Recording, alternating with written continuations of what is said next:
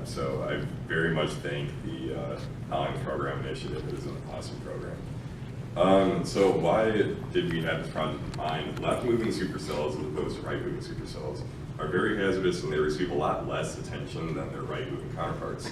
And we really want to know, can the Warn-On Forecast Initiative predict these left-moving supercells? How do we express this, and why do we get the results that we do with these models? So this is just your typical thunderstorm. If those of you who don't know how left-moving supercells are formed, across your shear vector in certain environments, your storms may split and end up with two separate rotating updrafts in different directions. And the way we define these, we're based on updraft helicity and upward motion through a fixed layer that we came up with. And our left-moving supercells are an anticyclonic motion. And what are the impacts of these? Both of these cells have a different storm relative helicity to them. And that's what we're really trying to find, your right-moving storm relative helicity versus your left-moving in certain environments. And oftentimes, the way your cells move, your left movers end up in a colder and drier environment, in addition to just not being favored by your synoptic wind flow, to be sustained and produce tornadoes. So usually your right movers are associated with tornadoes, where your left are more large hail.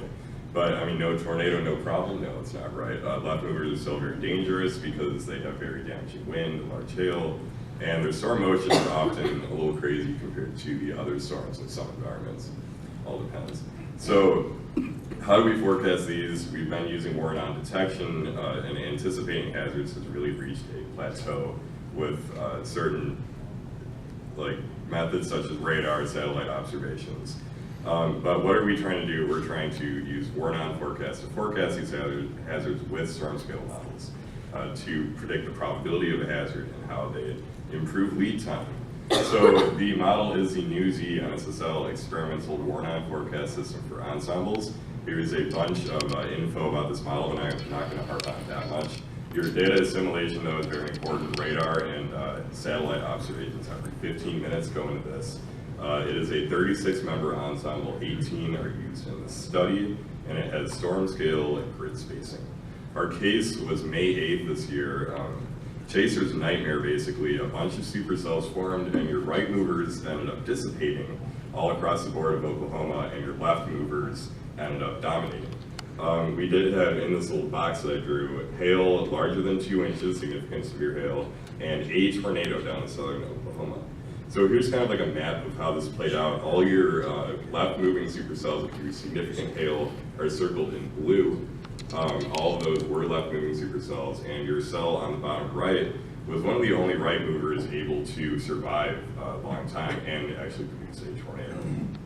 So we then ran this model, Thomas did, on this day 4 times, pre-initiation, before you had building cumulus clouds, during initiation, where you had your tall cumulus congestus, maybe some precip, 22Z once your storm clusters were actually established, and then once supercells were actually assimilated into this model. So remembering this, right movers in red, left movers in blue, we were able to predict, using an ensemble mean, your paths of these supercells. In the red here, we have circled the positions of these cells after the end of the forecast period. So we could take a look at pre-initiation. This run had a little bit of a dry bias. And then during initiation, you could see just over the course of this hour and a half, we really kind of solidified the ensemble mean. These are higher values, higher confidence that there were left movers involved here. This is the dry line, and then there are a bunch of reports. Green is large hail, most importantly for this case. And what we found here were that there are very strong signals, basically kind of this like flying eagle shape of left-moving and right-moving supercells splitting, which is really cool. This is what we wanted. And then over in this area, we had some strong signal for maybe a right-moving supercell or two to form, whereas their left-moving counterparts were not very well represented. And then in the middle, there's kind of this chaotic chicken scratch. There's only one main left mover that did survive through this, but we saw a lot of signal for non-left moving storms as well. And then once we established some clusters here, you can see how the tracks are even more confined and confident I guess. And we could see some areas this long-lived left mover tracked through. It was pretty perfectly forecasted. That line goes straight through a couple large-scale reports. Your right mover was also very well positioned right here, but you still had what was concerning this little tricky area where you did have some right-moving signal in red that didn't actually come to fruition, and then you didn't have as much left-moving signal that we actually had 2 left-moving supercells split off there. So we really wanted to know why that tricky area was as it was. Before that, we do have a probability map to, over time, we were able to diagnose like it's 25% confidence of a updraft, a left-moving updraft or a right-moving updraft here. So, and it was interesting to see the qualitative nature of the mean versus the quantitative nature of the probability maps. So why was this forecast? We're taking a look at the environment here. This is storm relative felicity again. On the left is for right movers, storm relative felicity ingested by any right mover in this environment. Whereas on the left, you have storm relative felicity ingested by any left mover in this environment. And what was really interesting to see is that the storm relative felicity kind of had a pool of lower values near the dry line for right-moving supercells. And which is interesting, those values are only marginally supportive of right-moving supercells, and hence on this day, right-moving supercells really could not get going or get themselves established. Whereas on the storm relative felicity for left-moving supercells, there's kind of a maximum along the dry line, which they were able to survive a lot longer. And then 0 to 1 felicity usually is very, very small for left-moving supercells, hence the right graph is pretty much blank. However, especially you had this maximum here for right-moving supercells, and this one did end up producing a tornado report right there. So then we looked at environmental soundings with this model, and I kind of shaded the photographs here so you can see the area under which is the storm relative felicity for each of these. So for the tornadic profile, we've had a lot of right-moving storm relative felicity here, which is of no surprise, and then a little sliver of left-moving favorable felicity.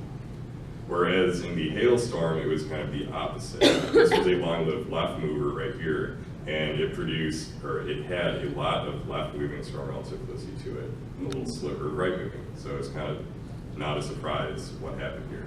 But then we took a look at this one area where we kept having problems, and we saw that there were very similar values of storm relative felicity for left movers and right movers. You can see actual values 146 SRH for right moving, negative 160 for left moving.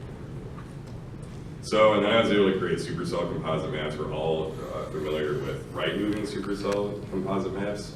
I also made a left moving supercell composite map just based on SPC's definition of it. And then I was able to take the difference here just to, at a glance, see which cells are favored most.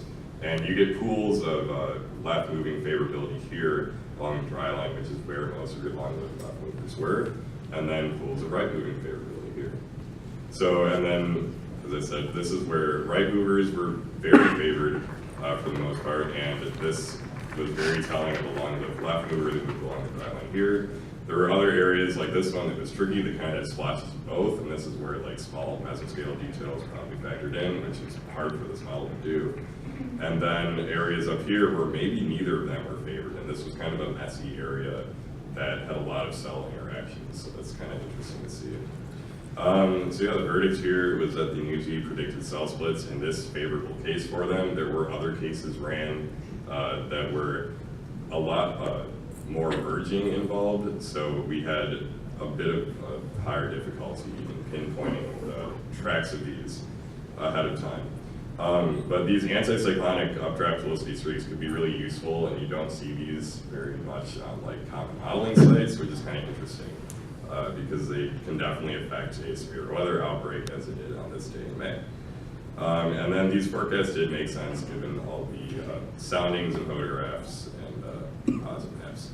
So, and this will be applied to this Moron Forecast Initiative. What is the probability of a hazard, and then what are the impacts? So I guess in the spirit of the observations lead the way, ways we can improve for this storm scale model are obviously dense observation networks. This is the Oklahoma Mesonet, obviously, and this was a huge help this day. And then I'm looking at upper air observations too. This is one of our, I guess, shortcomings of meteorology is upper air. You can see this is my state of Indiana, and this was on August 24th this year. And I kind of feel left out because there are no upper air observations here. And this is the result of this day, actually, a surprise tornado outbreak, which is kind of sad to hear, and this is what you get out of possibly not having upper air observations. So in order to have this, I guess this is my takeaway, you need these. And then I acknowledge the Hollings undergraduate program, Dr. Thomas Jones, Kelly Girdle for getting me in here, and then a lot of these people who are in the back row and now in here, because they're my friends during this entire process. Thank you.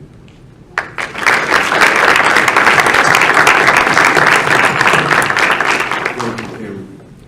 Any questions, comments from the audience? Yeah. Just to make the connection between the predicted quantity and the observations, would it be better estimates of helicity that would improve the forecast? Yeah. I mean, it definitely would, and that's really, really dependent on surface observations and just off-the-deck observations, especially on this day. So again, your upper air observations, I know it's something that is pretty difficult, and we're really widespread with our observations, and we really have large gaps. And that's likely one of the reasons why these values aren't as representative as they are, especially in these small little areas that the scale factors are making them like. Anything else? Cameron, I was wondering, is there a database that helps to relate the Earth's topography with the left moving and the right moving supercells? As in, are there, I don't know if there's a database that can actually give you every left moving supercell, but that would be an interesting study to see how it relates to topography. Is anybody cataloging? I know there's catalogs of like storm tracks. I don't know if you can actually sort through left or right moving tracks, but that would be a good question or something to look into. Again, thank you very much.